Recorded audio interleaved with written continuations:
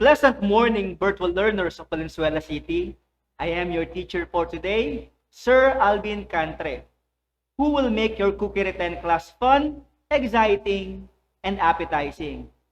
Make sure to have your self-learning modules with you so that you will be guided and will be able to apply the learnings that you can get as you answer the module and perform the tasks required in the course. To start our lesson, allow me first to give you an idea of the competency expected of you to develop, and at the end of the lesson, which is to prepare vegetable dishes. Furthermore, the learning outcome of today's lesson are as follows. 2.1. Identify the market forms of vegetables. 2.2.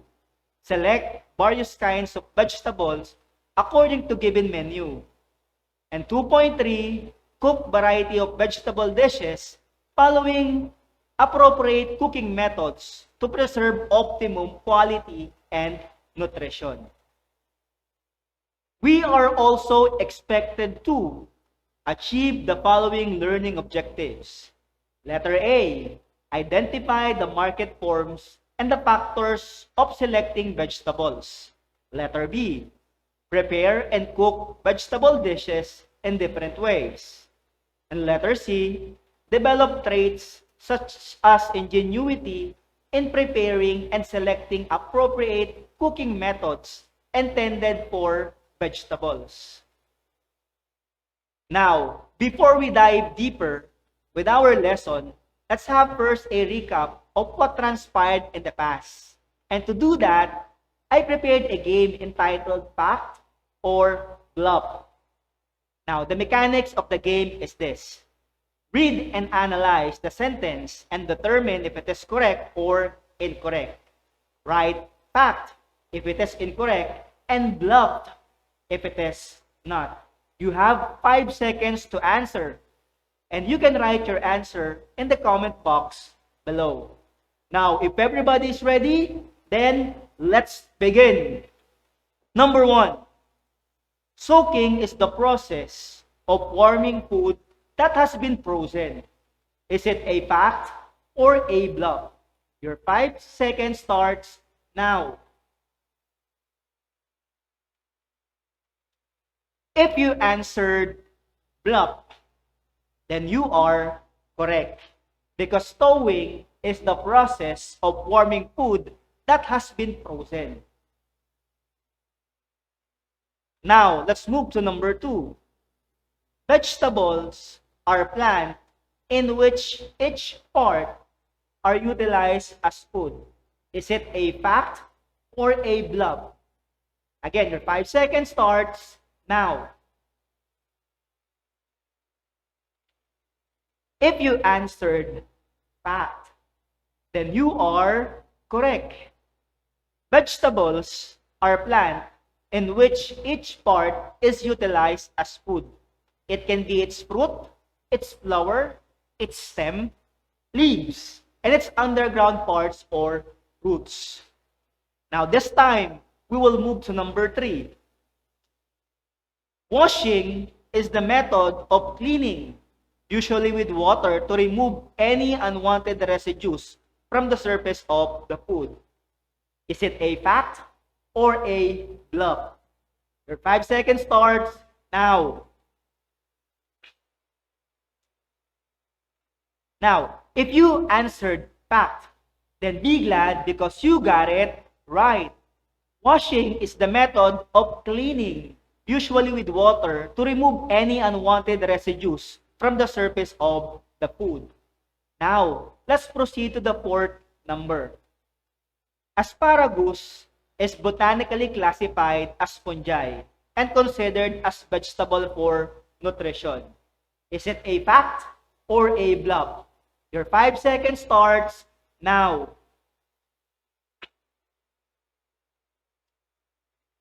Now, if you answered bluff, then you are correct. Mushrooms are botanically classified as fungi and considered as vegetable for nutrition. They are a good source of niacin, pantothenic acid, and selenium. Now this time, we will proceed to the last number. Drying is the process of allowing the vegetable to become thoroughly wet by immersing it in water or in other liquid for an extended period of time.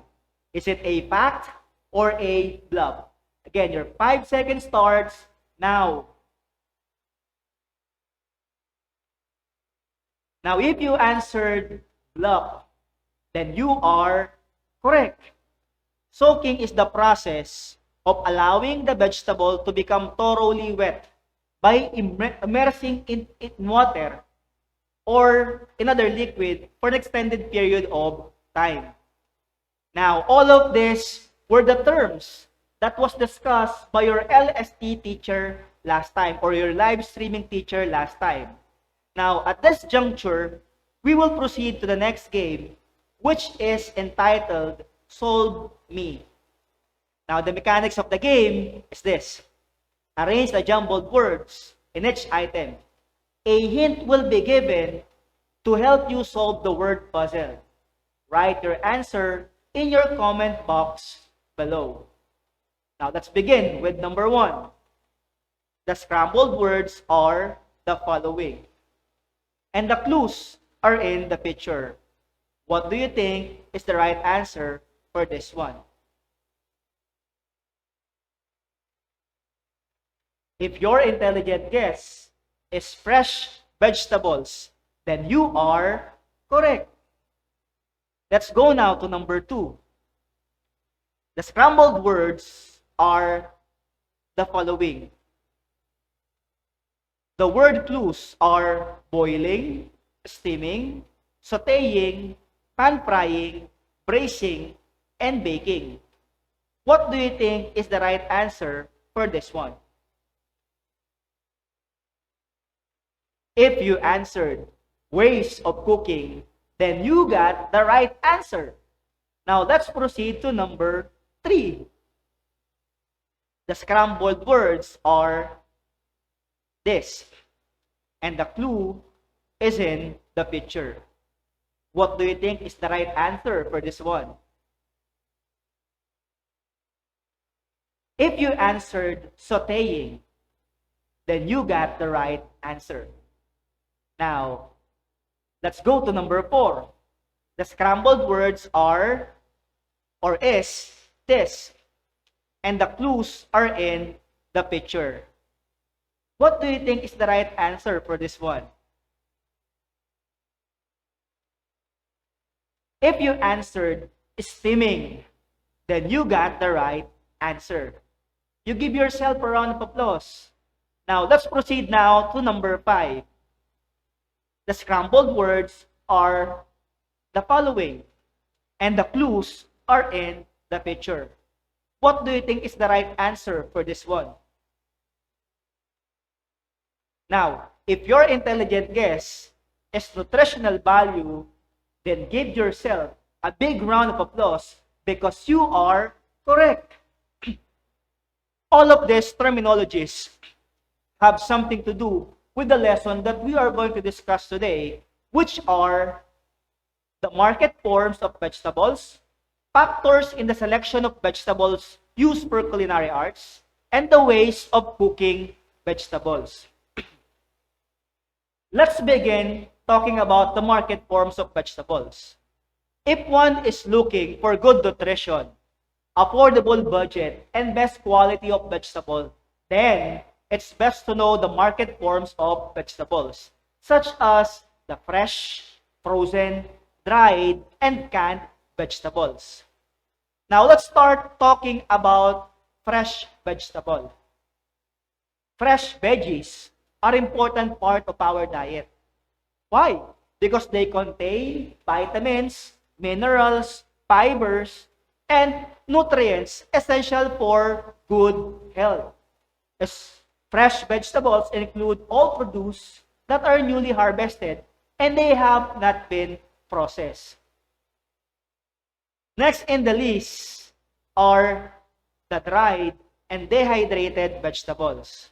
Now, dry and dehydrated vegetables are vegetables that have been dehydrated using different methods such as freezing, drying, drum drying, and air drying. And of course, we will not forget the last, which is the sun drying. The purpose is to prolong their shelf life and to concentrate their flavor. Now what are the advantages of using these dried veggies? Okay, number one, no preservatives and chemical. Then number two, dried vegetables are high in fiber and carbohydrates and low in fat, making them a healthy choice. Then the third one is they are easy to store and preserve. And of course, it saves our money because it is cheaper in comparison to its competitor. Now, let's move to the third, which is the frozen vegetable. Frozen vegetables are vegetables that had their temperature reduced and maintained below their freezing point for storage and transportation purposes. As a method of long-term preservation of fruits and vegetables, freezing is generally a superior to canning and dehydration. Now, what are the advantages of frozen vegetables? One, frozen vegetables use fewer nutrients. Two, they are more widely available. And of course, we can save on waste. Then lastly are the canned vegetables. Canned vegetables are vegetables that have been canned after picking to ensure best flavor and nutrient quality. Now, here are the advantages of canned vegetable. Number one, price of canned veggies are cheap. Number two, consuming canned goods offer convenience to busy people with busy lifestyle. And the third, it has longer shelf life. Canned vegetables have longer shelf life than fresh veggies. It ranges from 2 to 5 years from its manufacturing date. And lastly, canned vegetables are not bad in terms of nutrition. Again, fresh, dried, frozen, and canned are the different market forms of vegetables. This time, let's move to the next content of the lesson, which are the factors in the selection of vegetable used for culinary arts. Now, here are the seven factors to bear in mind in the selection of vegetable for culinary arts. Okay, what are they? They are season, ways of cooking, storage, budget, color, firmness, and nutritional value. Now let's begin with season. Some vegetables are seasonal. Therefore, one must remember to choose vegetables that are in season to make sure that they are fresh and at their best. Now, what are the advantages of seasonal produce? 1. Seasonal veggies are cheaper. 2. Seasonal produce is generally harvested at its peak, so it retains its full nutrients and vitamin content. And number 3, it tastes better. Eating seasonal produce will be at its peak for both flavor and health benefits. Now, examples of vegetables that are produced year-round are bok choy, bell pepper, and the like.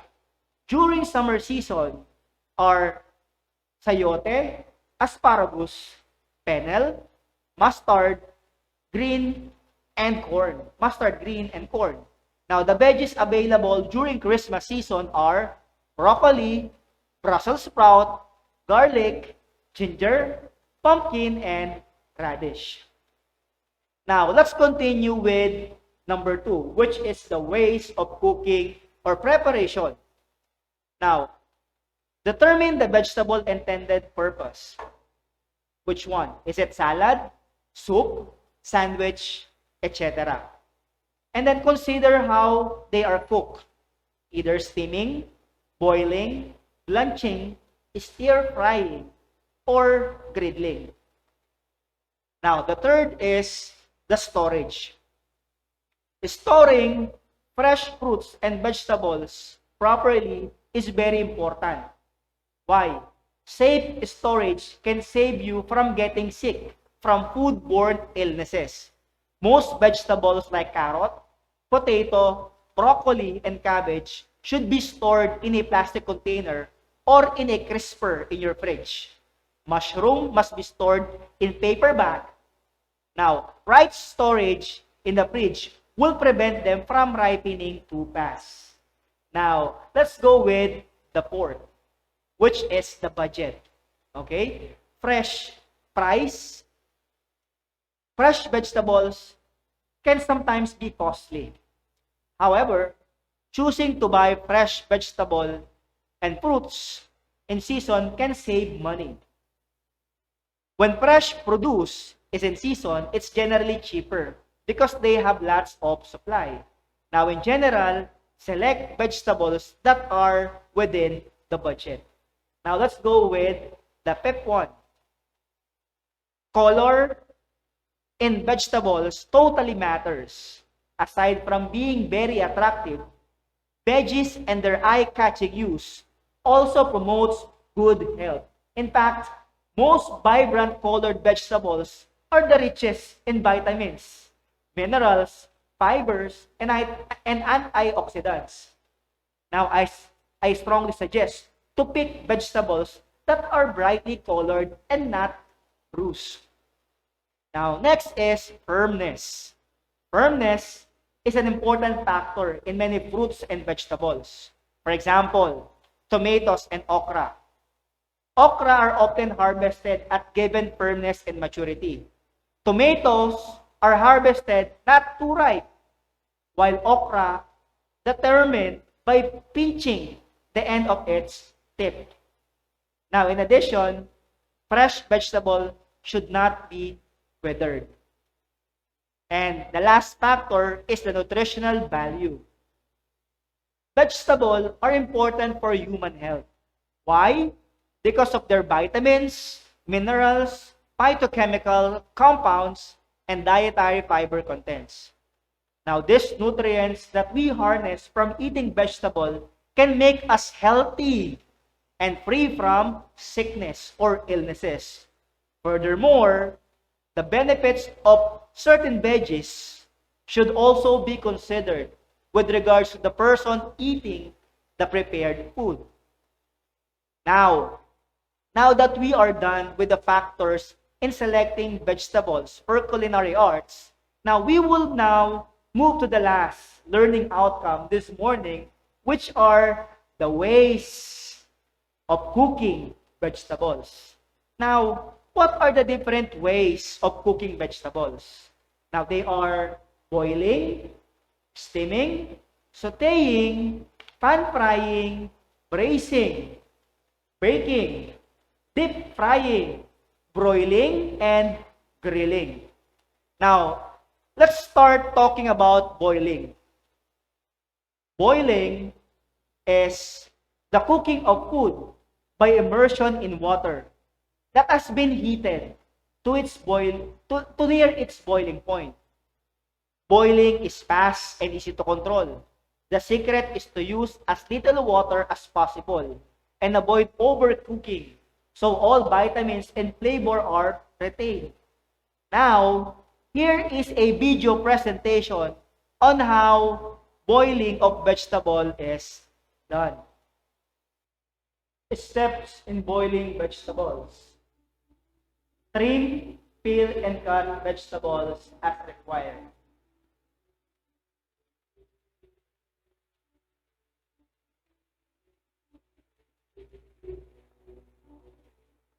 Add required amount of water to the pot. Add salt and bring to a boil. Place the vegetable to the pot and return water to boil. Reduce the heat to simmer and cook vegetable to required doneness. Green veggies and strong vegetables are cooked and covered. Drain the vegetable quickly to avoid overcooking. Now there you have it. You have your boiled corn. Now let's move to the next, which is steaming. Steaming is a method of cooking that requires moist heat. The heat is created by the boiling water, which vaporizes into steam. Unlike boiling, the food is separated from water and only comes into direct contact with the steam. Now, here is a video presentation on how steaming of vegetable is done. Steps in steaming vegetables. Trim and cut vegetables as required.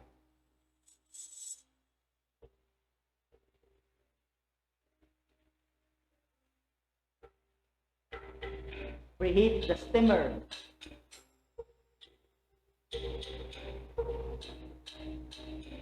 Arrange the vegetable in the pan for cooking. Steam for required time.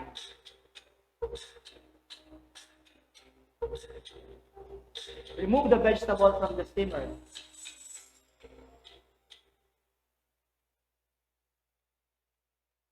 And again, there you have it. You have your steamed vegetable. Now, let's move to the next, which is sauteing.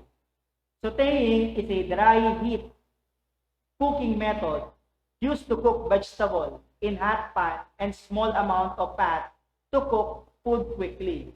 The vegetables are tossed or flipped in a pan over high heat. Now, it is also an ideal way to sear or brown food before performing other methods of cooking. Now, here is a video presentation on how sauteing of vegetable is done. Steps in sauteing vegetables. Prepare vegetable as required.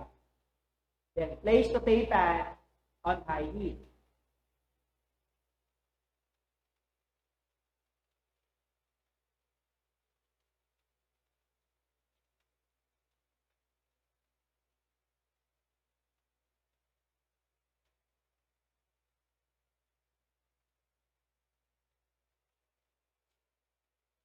Then when pot is hot, add small amount of clarified butter or oil. Then add vegetable. Do not overload the pan or the temperature will be lowered too much and the vegetable will simmer instead of saute.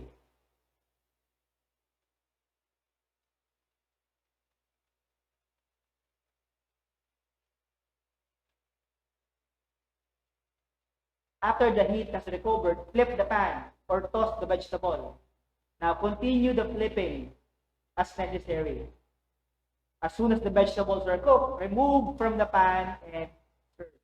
Now there you have it, your sauteed bitter gourd or ampalaya. Now next in the list is pan frying. Pan frying is a form of frying food characterized by the use of minimal cooking oil or fat. Typically, just enough to lubricate the pan. It is also a fundamental cooking technique that is easy to master and yields absolute results.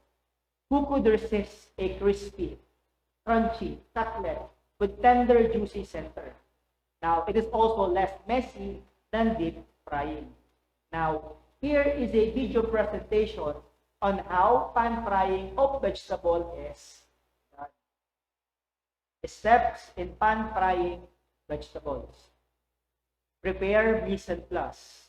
Use a griddle. Only small amount of fat is required in it.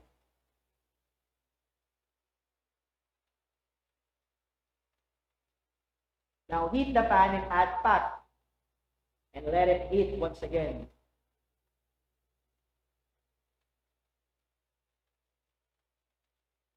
Place prepared vegetable in the pan.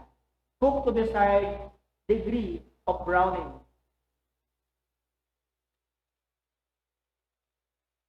turn vegetable with spatula, and continue to cook until done. Spatula or tong may be used. Number 5, remove from the pan and drain on absorbent paper to eliminate excess fat. Now there you have it. You have your pan-fried eggplant. This time, we will move to braising.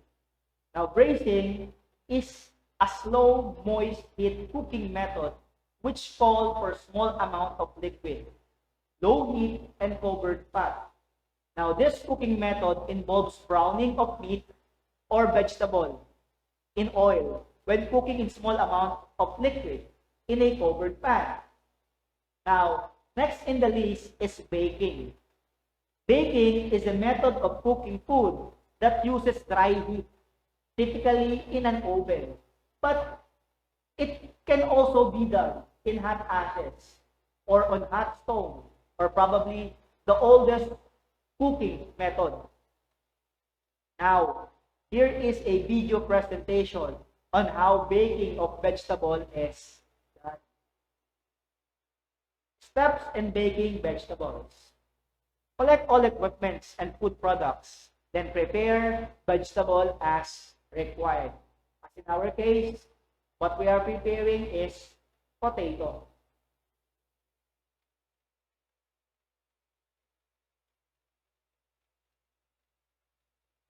Now place in appropriate pan and set in preheated oven. Season it with salt and pepper. And then you have your butter, melted butter.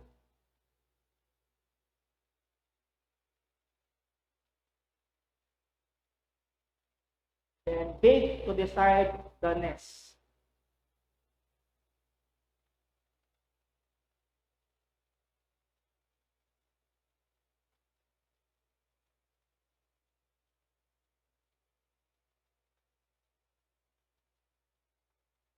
Now there you have it. You have your baked potato. Another is deep frying. Deep frying is a dry heat method or dry heat cooking method wherein the vegetables are completely submerged in oil. Deep fried vegetable may be divided in 5 categories. 1, vegetable dipped in batter and fried. 2, vegetable breaded and fried. 3, vegetable fried without coating, example potato. And number 4, fritters or small vegetables or cut mix with a butter. The number 5, you have your croquettes. Consists of thick vegetable puree or mixture of small pieces of vegetable which are formed into shape, then breaded, and then deep fried. Now take a look on a video presentation showing how deep pat frying is done. Now collect all equipments, then preheat the fryer. Prepare food items as required. Now apply breading or butter if necessary. Then place proper amount of food in the fryer. Do not overload it.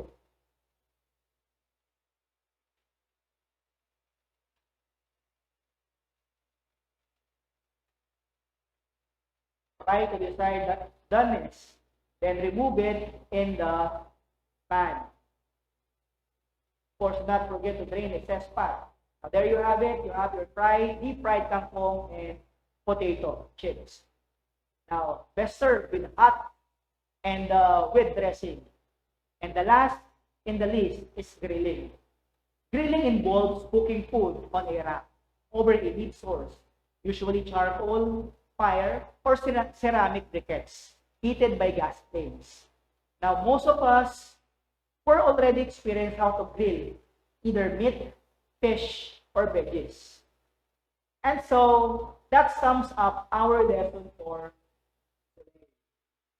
Now, if you have questions and clarification regarding the lesson, now feel free to ask your cookery teacher. They are very much willing, okay, to entertain it. Now this time, let's have an activity, and this is entitled Crossword Puzzle. Now, the mechanics of the puzzle is this. Now, the game's goal is to fill the white squares with letters forming words or phrases by solving clues, which leads to the answer. Now, in languages that are written from left to right, and the answer from, from top to bottom. Now, your comment box, use your comment box in answering the crossword puzzle. And you're going to do this for just 10 seconds. Okay? Now, I'm going to read it first. Then, after I read it, your 10 seconds will start. Okay? So, for downward, we have number 1, process of making something ready. What is that? Number 4, a space where vegetables are kept. What do you think is that? Number 6, a specific time of the year. Do you know what is that? Now, let's go with upward. Number 2, veggies and their eye-catching use. What do you think is that? Number 3, upward, benefits of certain veggies. And number 5, vegetables can be costly or cheap. Once again, use your comment box in answering the crossword puzzle, and you will do it for 10 seconds. Use the comment box in answering the crossword puzzle. You will do it in 10 seconds. Your time starts now.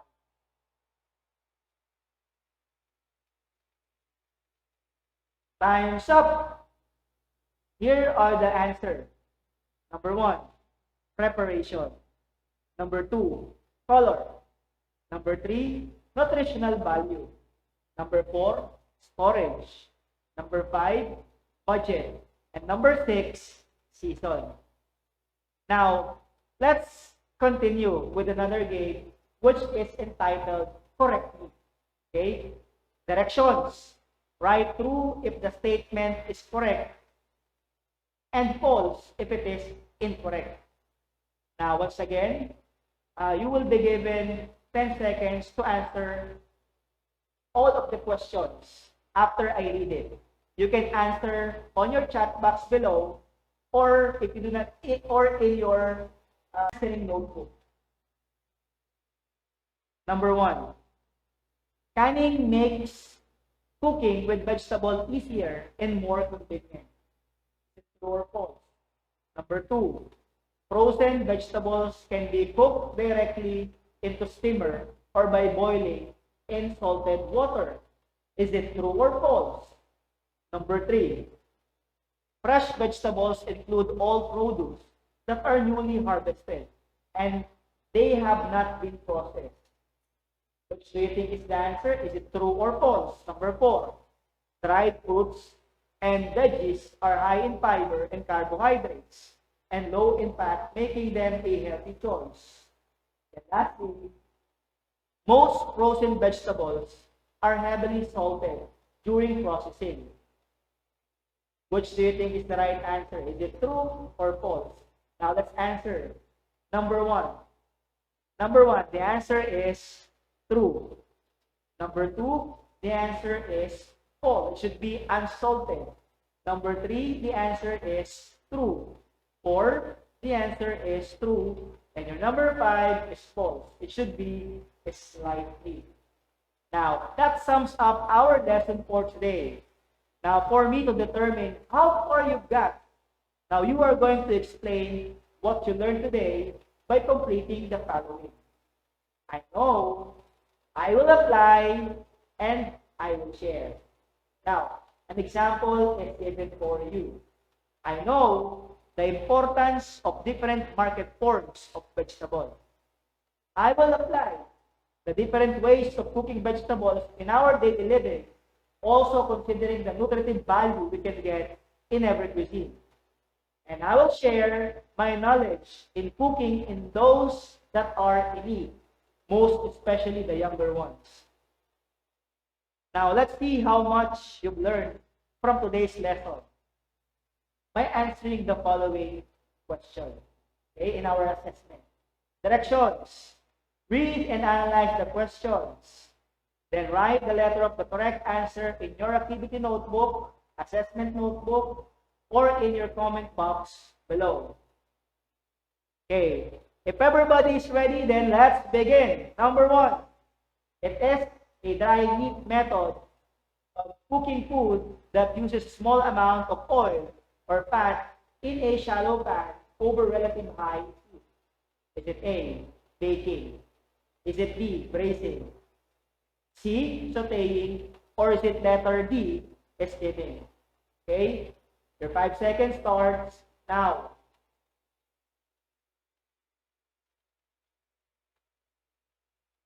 If you answered letter C, then put a check on your paper because you are correct. Okay, let's go with number 2. It refers to the method of cooking that requires moist heat. The heat is created by boiling water which vaporizes into steam. Choices are the following. Letter A, baking. B, braising. C, sauteing. Or is it letter D, steaming? What do you think is the right answer? Your 5 seconds starts now. If you answered letter D, then put a check on your paper because you are correct. You give yourself a big round of applause. Let's go with number 3. Some vegetables may be pre-cooked by simmering or steaming briefly before deep frying to black. Here are the following choices. Letter A, bring out flavors of vegetables. B, reduce the cooking time in frying. C, improve texture of the vegetable. Or is it letter D, prevent vegetables from overcooking?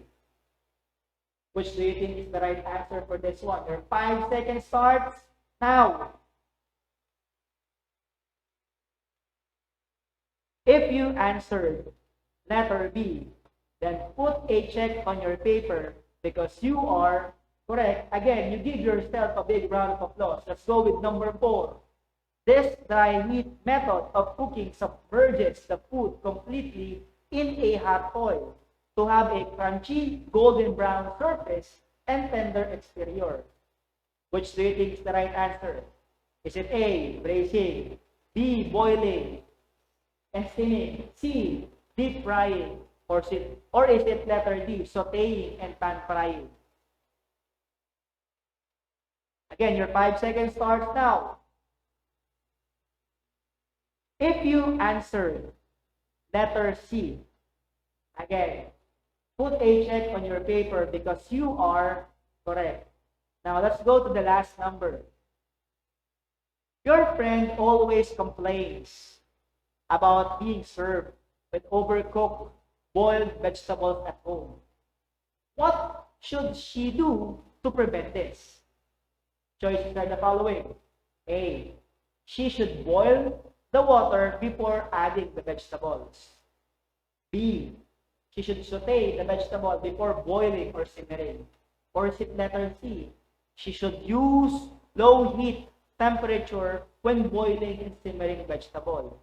Or is it letter D, she should drain the vegetables as soon as they are cooked and then cooled quickly under cold water? Which do you think is the right answer to this one?